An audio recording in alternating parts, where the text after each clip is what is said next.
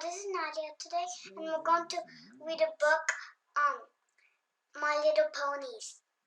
Episode adapted by Olivia London. Aww. Starlight Glimmer had been invited to stay in Twilight Sparkle's enormous castle. Not only would she embark on her very first friendship lesson as Twilight's student, but every pony was talking about Princess Cadance and Shining Armour, who were about to have their first fun. The ponies were abuzz about the crystalling ceremony that would take place in the Crystal Empire after the baby was born. It would involve the Crystal Heart and an appointed crystaller who would present the baby to the kingdom. Every pony was so excited. It was going to be their first time at a crystalling. Starlight went to ask Twilight questions about the Crystal Empire. I just found out that Sunburst, your favorite friend, lives there, said Twilight. Starlight remembered when she and Sunburst were little. Sunburst got his cutie mark before her, and then left her behind to study at Princess Celestia's school. Starlight hadn't taken being left behind very well.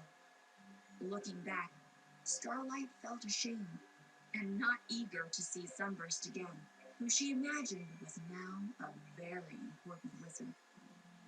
Come quick, Twilight called.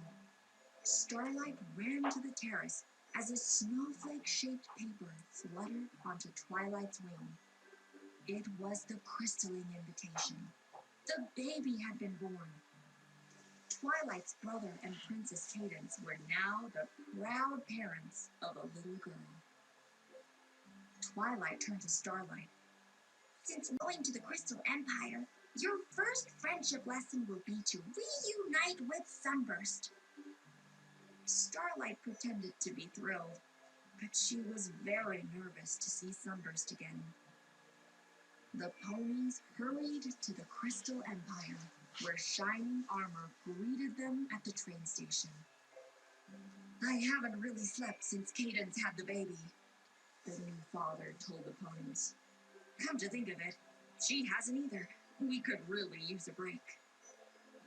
Twilight offered to pitch in, and Spike stepped up to take over Starlight's lesson.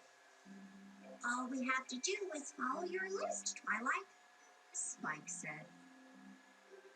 Twilight went off to the castle with Shining Armour, and Spike and Starlight headed toward Sunburst's house.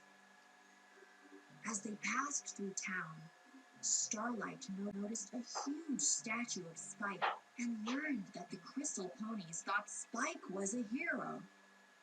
Starlight saw an opportunity to delay going to Sunburst's house.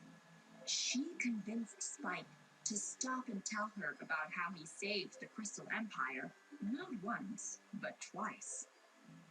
Meanwhile, back at the castle, Twilight and the other ponies were introduced to the baby. She's an alicorn, Twilight gasped. I thought alicorn wings had to be earned by accomplishing some great princess-worthy deed, said Rarity. The birth of an alicorn is indeed something Equestria has never seen, said Celestia.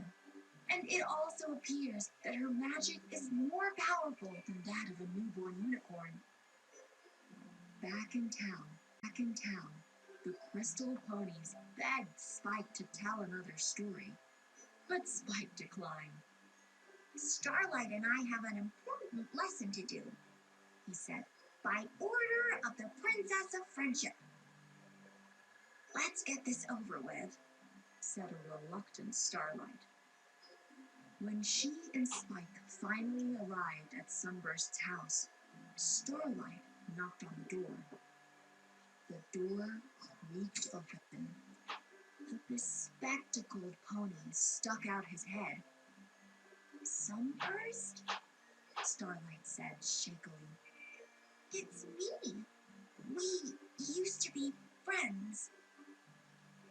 Of course, Starlight. My goodness, It's been a long time, a surprised Sunburst said. After some awkward chit-chat, they went inside and continued their conversation. At the castle, things were livelier. A huge crowd had gathered for the crystalling. While Cadance addressed them, Shining Armour prepared for the ceremony. He chose the honor guard, picked the purity crystal with Rarity's help, and decided who the crystaller should be. At last, it was time for the ceremony to begin.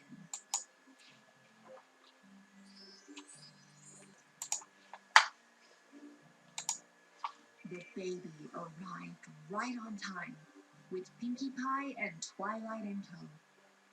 Then, the baby let out a wail so powerful that it shattered the crystal heart. Every pony gasped. "Hard to do the crystalling," said Applejack. "It's worse than that," said Twilight. "Without the heart, the Crystal Empire is about to be buried under a mountain of snow and ice and become a winter wasteland." Ominous storm clouds began to fill the sky. "I can totally fly up there and bust those puppies," said Rainbow Dash. But Princess Celestia stopped her. "Those storm clouds are not like the ones you know," the princess warned her. Princess Luna added, "This far north, the weather has a will of its own. It will envelop everything in its path. And us along with it," Twilight finished. "There must be a spell that can restore the crystal heart," said Twilight. But no one. Princess Cadance suggested they search for a spell in the castle library, while Princess Celestia and Princess Luna tried to hold off the storm. Princess Celestia cautioned the ponies that at some point even her and Luna's magic would be no match for the storm. "You must hurry," said Princess Celestia. The baby, who had been napping in Shining Armour's arm, woke up, gurgled, and disappeared. Then she reappeared and disappeared again. Every pony hurried toward the baby's laughter coming from down the hall. They found the newborn foal flying around the library, shooting powerful blasts of magic from her horn. Meanwhile, Twilight and Cadance searched all the books in the library. Cadance handed Twilight Trotter's Tome of Reliquary. "I think this is it," Twilight shouted. But a misfired blast from the baby's horn burned an enormous hole in the middle of the book. Twilight tried to write down what she could remember from the spell, which she had read only once. Starlight and Spike hurried to find Sunburst. If he was a really important wizard, surely he could help. Hi guys, this is Nadia Rainbow today, Dash, and we're going to Rarity, read some books and Pinkie play Pie, and games. Shining Armour galloped off to evacuate the city. Out of breath, Starlight quickly filled Sunburst in on the crisis and begged for his help. But Sunburst refused. Then he admitted that he knew everything about magic, but he couldn't do any. "I'm not a wizard at all." Sunburst's confession made Starlight feel she could tell him what she had done after he had left. Before long, the two felt like friends again. While Princess Celestia and Princess Luna battled the raging storm, Shining Armour, Applejack, and Rainbow Dash led the frantic-to-escape ponies toward the train station. All around them, the ground was covered in ice and snow, and the blizzard conditions made it hard to see ahead. Suddenly, Spike, Starlight, and Sunburst appeared out of the shadows. Sunburst declared, "I know how to stop this." Meanwhile, Twilight finished writing down the spell as she remembered it. I think that's everything, she said. There's only one way to find out, said Cadance. She and Twilight both shot blasts of magic at the shattered pieces of the crystal heart. The pieces rose from the ground and reformed into a heart. The crystal heart hovered for a moment before breaking into a million pieces that crashed to the floor.